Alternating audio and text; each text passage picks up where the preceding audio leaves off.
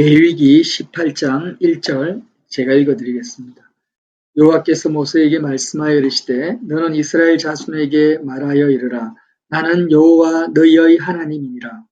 너희는 너희가 거주하던 애굽 땅의 풍속을 따르지 말며 내가 너희를 인도할 가나안 땅의 풍속과 규례를 행하지 말고 너희는 내 법도를 따르며 내 규례를 지켜 그대로 행하라. 나는 너희의 하나님 여호와니라. 너희는 내 규례와 법도를 지키라. 사람이 이를 행하면 그로 말미암아 살리라. 나는 여호와이니라. 아멘. 참 너무너무 인생 전체를 관통하는 짧은 말씀입니다. 나는 여호와 너희의 하나님이니라. 여호와라는 그 뜻은 스스로 계신 자라는 뜻이잖아요. I am that I am. 나는 스스로 있는 자다. 자, 이것을 쉽게 우리 언어로 풀어서 제가 말씀을 드리면요. 나는 존재의 의미다. 나는 존재의 의미다. 너희의 하나님이다라는 것은 너희의 존재의 의미라는 거예요. 그래서 이제 모든 피조물이 이 존재하는 것은 창조주 하나님으로부터 창조된 피조물이란 말이에요. 그래서 내가 지금 이 땅을 살아가는 데 있어서 우리가 이런 생각, 조금 나이가 들고 철이 들면은 모든 사람이 하는 생각들이 있어요. 그게 뭐냐면 내가 살아가는 삶의 의미는 뭘까? 내가 이 땅에 왜 태어났는가? 나는 어떻게 사는 것이, 내가 어떻게 사는 것이 가장 의미 있는 하루하루를 사는 것인가? 라는 고민을 하게 됩니다. 한 번씩 해보셨죠? 그죠? 고등학생 이상이면 다 해봤을 거예요. 그래서 사람들은 그런 자기 자신의 그 삶의 의미, 헛되게 살지 아니하고 의미 있는 삶을 살기 위해서 고민하다가 각자의 목표와 비전과 꿈을 가지고 달려갑니다. 그런데 우리가 전도서에 나와 있는 말씀처럼 인생이 어떤 일을 성취하고 이룬다 할지라도 인생이 성취한 일과 업적 가운데서는 사람의 존재 의미를 찾을 수 없다는 것입니다. 예를 들면 지금 인류 역사가 그렇게 길지 않는데 잉카 문명 같은 경우도 그렇고요. 전설 속에나 있는 아틀란티스 문명 같은 경우도 이런 인류의 문명이 있었는지 없었는지도 모르는 인류 문명들이 많아요. 잉카 제국의 문명도 아메리카 대륙의 엄청난 화려한 문명이라고 이야기는 하지만 사실 몇몇 발견된 유적에 의해서 그것을 추정할 뿐이지 그 문명 가운데 위대한 위인이 누구고 어떤 일을 업적을 했는지를 알 수가 없는 거예요. 그러니까 우리가 알고 있는 뭐 우리나라의 세종대왕, 이순신 장군뿐 아니라 뭐 나폴레옹, 징기스칸 인류 역사에 기록된 위대한 사람들을 역사의 기록 가운데서 우리가 알고 있을 뿐이죠. 그러나 그런 위대한 사람들이 말하는 위대한 영웅들을 수없이 배출한 문명 자체가 기록에 없는 문명이 많다는 거예요. 이 지구상에는. 그러면 한 시대의 문명이 사라져버리면 그 문명에 소속되어 있던 인간이 이루었던 업적이나 그런 성취는 의미가 있습니까? 없단 말이에요. 그리고 지금 우리가 살아가고 있는 지금 이 지구 전체도 결국에는 불타 없어질 것인데 인간이 자기 자신의 존재 의미를 무엇으로 찾겠냐라는 거예요. 내가 결혼을 하고 자녀를 키우고 내 자손들이 많으면 내가 존재 의미를 찾습니까? 갑자기 제가 이 말씀을 묵상하는데 그 영화 보셨는지 모르겠어요. 국제시장이라는 한국 영화. 보시면은 한 젊은 남자의 파란만장한 인생이 펼쳐지잖아요. 그래서 그는 이제 인생의 노년에 손자들하고 이렇게 겨우 안락한 삶을 사는데 혼자서 명절 때 막 방구석에서 막 울면서 끝나잖아요. 통곡하면서. 왜? 자기의 지나간 세월을 생각하니까 너무나 헛되고 또 이미 죽어버린 가족들을 다시 살릴 수가 없는 거예요. 그러니까 인생의 존재 의미는요. 세상에서는 찾을 수가 없는 거예요. 그래서 사람들이 많이 자살한단 말이에요. 이런 우리에게 하나님이 오늘 제시하는 말씀이 뭐냐면 나는 여호와 너희의 하나님이라는 이 말씀이 얼마나 대단한 말씀인지 아세요? 나는 스스로 있는 자다. 나는 존재의 의미를 부여하는 창조주라는 것입니다. 그래서 나라는 존재가 오늘 하루를 살아가는 데 있어서 내가 이 땅을 살아가는 삶의 의미, 내가 존재하는 의미를 찾으려면 반드시 스스로 계신, 나를 존재하게 만드신 여호와 하나님 앞에서 살아야만 된다는 것입니다. 우리가 어떤 일을 성취하느냐, 성과가 있느냐, 나를 통해서 어떤 사역이 나타났느냐, 이런 것은 우리에게 의미를 주지 못해요. 내가 돈을 많이 벌었느냐, 승진을 했느냐, 목사님들 같으면 큰 예배당을 세웠냐, 나를 통해서 얼마나 많은 사람이 예수 믿고 구원받았느냐, 이런 것들도 나에게 존재 의미를 주지 못한다는 거예요.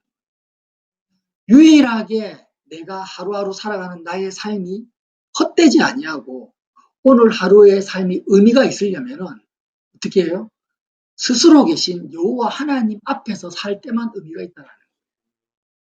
그래서 선민들에게 하나님이 자기를 소개할 때 나는 여호와 너희의 하나님이다. 너희는 너희가 거주하던 애굽 땅의 풍속을 따르지 말며 내가 너희를 인도할 가나안 땅의 풍속을 따르지 말며. 애굽 땅의 풍속이나 가나안 땅의 풍속이 뭐냐면 결국에는 자기 삶의 존재 의미를 세상에서 찾는 사람들의 풍속을 말하는 거예요. 그런 것에서 찾지 말라는 것입니다. 알고 이제 이 말씀을 신약 성경에서 한번 찾아볼까요? 베드로전서 1장 3절에 나와 있습니다. 베드로 사도가 말을 했어요. 베드로전서 1장 3절에 보면 제가 읽어드릴게요. 우리 주 예수 그리스도의 아버지 하나님을 찬송하리로다. 왜 우리가 예수 그리스도의 하나님 아버지를 찬송해야 되느냐? 그 이유가 뭐냐? 그의 많으신 긍휼대로 예수 그리스도를 죽은 자 가운데서 부활하게 하심으로 말미암아. 그 예수님을 십자가에서 죽게 하시고 부활하게 하셔서 우리를 거듭나게 하사 뭐가 있게 하셨어요? 산 소망이 있게 하셨다. 예수님의 죽음과 부활 사건을 통해서 우리로 하여금 산 소망이라는 것은 존재 의미가 있게 하셨다. 하루를 사는데, 하루를 살아도. 그래서 썩지 않고 더럽지 않고 쇠하지 아니하는 유업을 있게 하시나니 곧 너희를 위하여 하늘에 간직하신 것이다. 우리 예인이 형이니 유현이 형 잘 들어보세요. 지금 이 레위기 18장 후반부에 따르면은요, 근친상간 그리고 동성애 뭐 이런 것들을 가나안 땅의 풍속에 대해서 나옵니다. 중국의 장족은 제가 중국에서 사역 오래 하신 그 음성교사님 이야기를 들어보니까 어떤 풍속이 있냐면요. 처녀가 이렇게 시집을 가기 전에 그 마을에 있는 모든 남자들하고 다 관계를 가져요. 그게 풍속이에요. 그걸 가지고 정죄하지도 않고 나쁘다 하지 않고 당연한 거예요. 그리고 이제 결혼을 해서 애를 낳으면은 자기가 낳은 애가 누구 애인지를 모르는 거예요. 그래서 그 장족은 그쪽 장족 족속은요, 자기 아버지가 누군지를 아무도 몰라요. 근데 우리가 보기엔 너무너무 이상하잖아요. 너무 이상한데 그들은 왜 그러냐면 남자들이 하도 이제 전쟁에 가서 많이 죽고 이러니까 과거에 지금은 안 그러겠지만 그러니까 종족 번식을 위해서 그렇게 하는 거예요. 그러니까 또 어떤 장족은요, 보이차 알죠? 중국에. 그 보이차는 나귀에 실어가지고 가는 도중에 숙성이 돼가지고 파는 차잖아요. 그래서 산골, 아주 그 먼 산골 지대에서 도시까지 이렇게 가다 보면 한번 장사를 떠나면 기본 1년입니다. 기본 왔다 갔다 1년 걸리고 2년 걸리기도 하고 가다가 죽기도 하고 그러는 거예요. 그래서 남편들이 차를 나귀에 싣고 떠나면은 아내들은 1년, 2년을 기본적으로 과부로 살아야 되는 거예요. 과부처럼. 그래서 어떻게 하냐면 그 남편의 남동생이 남편 역할을 해버리는 거예요. 먹고 사는 생계를 책임져 준다는 게 아니라 본 남편이 올 때까지 남편의 남동생이 데리고 살아버리는 거예요. 근데 그게 풍속이라는 거예요. 우리가 보면 너무 이해가 안 되는데 그들의 민족들은 그냥 자기 필요에 의해서 생존 방식에 사는 거예요. 자, 그러면 이런 풍속들이 잘못됐다라고 사람들은 우리는 생각하지만 그들은 전혀 생각하지 않아요. 근데 하나님은 뭐라고 합니까? 그런 풍속을 따르지 말라고 하죠. 지금 그 말씀 하시는 거예요. 지금 동성애도 마찬가지예요. 동성애 뭐 누구를 때려 죽이는 것도 아니고 해를 끼치는 것도 아니고 아니 내 취향이 동성인데 동성끼리 사랑하는 게 무슨 잘못이냐 이렇게 이야기하니까 사실 엄밀하게 따지고 들어가면은 왜 잘못됐는지를 논리적으로 증명을 할 수가 없는 거예요. 그래서 동성애도 지금은 보편화되고 기독교인 소수의 보수적인 기독교인 말고는 동성애를 좋게 생각하는 시대가 와버린 거예요. 가나안 땅을 풍속에 애국의 풍속입니다. 근데 왜 그렇게 사람들이 그거를 나쁘다, 잘못되었다라고 생각하지 않습니까? 자신의 존재의 의미를 규정하는 하나님을 만나지 못했다라는 거예요. 내가 왜 사는가? 나 하루의 삶의 의미가 뭐냐? 하나님 빼놓고 여호와 하나님 빼놓고 그냥 나라는 존재 피조물로서의 필요에 의해서 생각하니까 그 환경이나 문화에 따라서 죄악된 것이 죄가 아닌 거예요. 이해가 되십니까? 그래서 우리는요. 어떤 환경과 어떤 상황에 처한다 할지라도 도덕적으로 잘못됐냐 안 된 뭐 이거를 인간의 그 규범과 법규로서 잘못됐다 안 됐다 논리적으로 판단해야 될 문제가 아니라는 거예요. 장족이든 에스키모인이든 현대 21세기를 사는 사람이든지 간에 내가 오늘 하루를 살아갈 때 내가 행하는 업적이나 일의 성과나 결과 이게 도덕적으로 윤리적으로 맞냐 틀리냐 이런 것들은 나의 법도와 규범이 될 수가 없다라는 거예요. 뭐밖에 오직 하나의 지금 말씀 레위기 18장에서는 뭘 말합니까? 너가 하루를 살아가는 삶의 유일한 의미는 뭐냐? 너는 스스로 존재할 수 없는 존재다. 혜민 형제가 내 앞에 있는데 혜민 형제가 스스로 존재한 게 아니잖아요. 여호와 하나님이 창조하셨단 말이에요. 그래서 나의 삶에 오늘 하루를 사는 삶의 존재 의미는 하나님이 먼저 살아 계시고 그 살아계신 하나님 앞에서 내가 살아갈 때만이 내가 하는 일의 그 크기와 종류는 아무 의미가 없습니다. 이게 굉장히 중요한 포인트입니다. 영인이가 공부를 잘하느냐 못하느냐 노느냐 공부하느냐 유연이가 대학을 가느냐 안 가느냐 이거는 중요한 게 아니라는 거예요. 중요한 거는 뭐예요? 지금 여호와 하나님이 내 앞에 살아계심을 내가 인정하고 그 어떤 피조물보다도 하나님이 살아계시다라는 것이 내 마음속에 하나님의 존재감이 얼마나 강력하게 나를 사로잡고 있느냐가 중요하다라는 거예요. 하나님의 그 살아계심의 존재감이 스스로 계심의 그 존재가 나를 사로잡지 못하고 나를 장악하지 않은 상태에서 아무리 사람들이 보기에 칭송할 만한 성취를 이뤘다 할지라도 그것은 어떻다라는 거예요? 존재 의미 자체가 없다라는 거예요. 자, 그러면은요, 한번 레위기 18장 5절에 보면 너희는 내 규례와 법도를 지키라 할 때 이 규례와 법도를 지키라는 의미가 뭡니까? 10계명에 10개의 계명이 있고 300개의 율법이 있으니까 이것을 지키라는 것이 아니에요.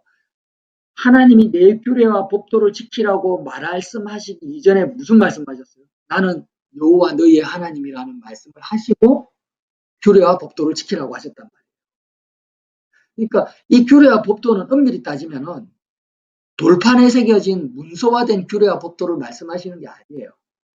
자, 내가 유연히 앞에 있어요. 지금 살아있어. 그럼 내가 유연히 앞에서 대화를 합니다. 유연아, 마실 물 좀 갖다 줘. 이렇게 말했어요. 그러면 이게 일종의 규례와 법도입니다. 제 입에서 나간 규례와 법도인데 내가 유연히 앞에 살아있지 않은 존재하지 않는 사람이라면 문서밖에 없겠죠. 종이 쪽지. 몇 시에 물 떠와야 된다.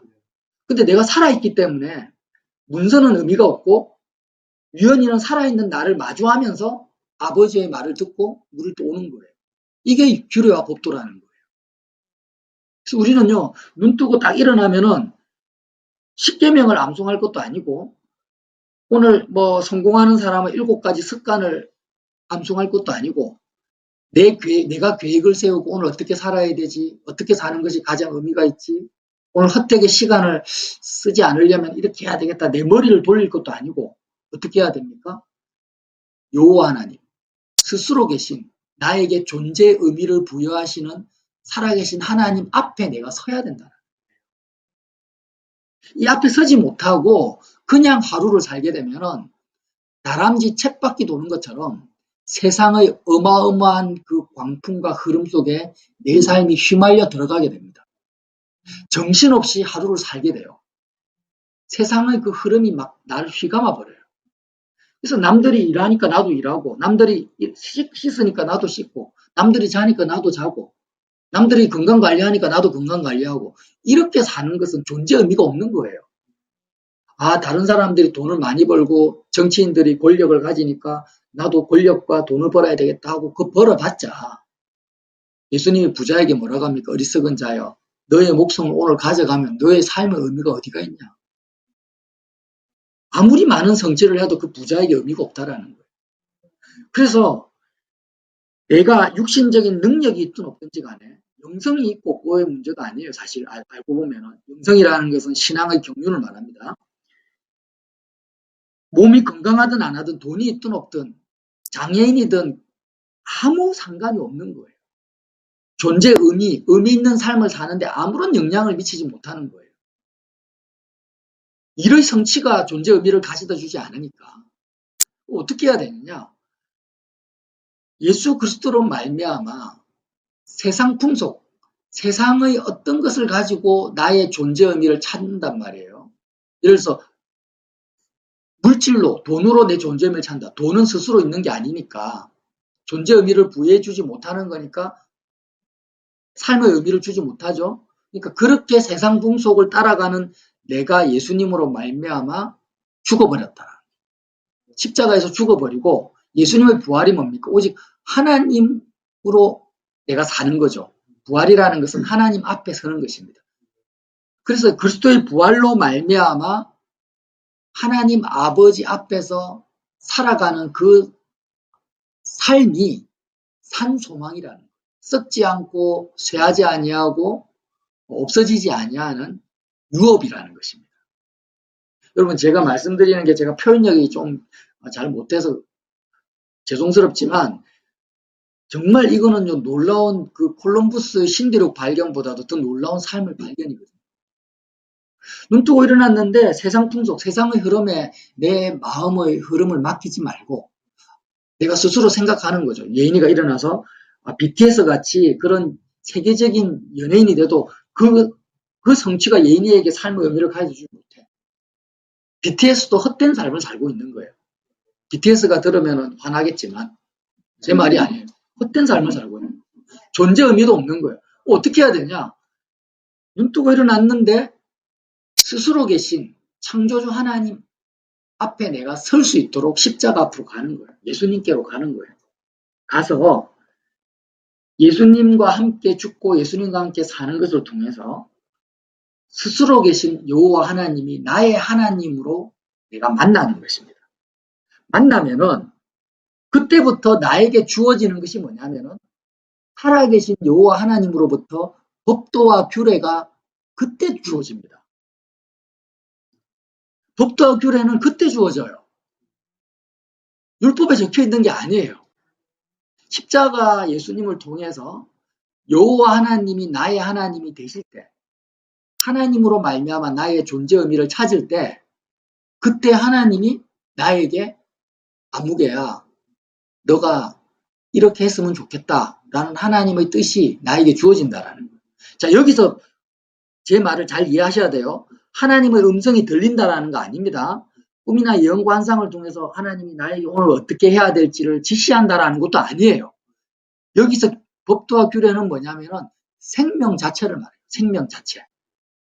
내가 살아가는 이유 자체가 하나님의 음성이 하나도 들리지 않아도 지금 내가 살아있는 존재 이유가 뭐예요? 예수님이 나의 생명이 돼버린 상태잖아요. 예수님이 나의 생명이 돼버린 상태에서는 주님이 뭐라고 하셨냐면 너가 무엇을 하든지 하나님의 뜻을 행하는 것이고 하나님이 기뻐하시는 삶이라.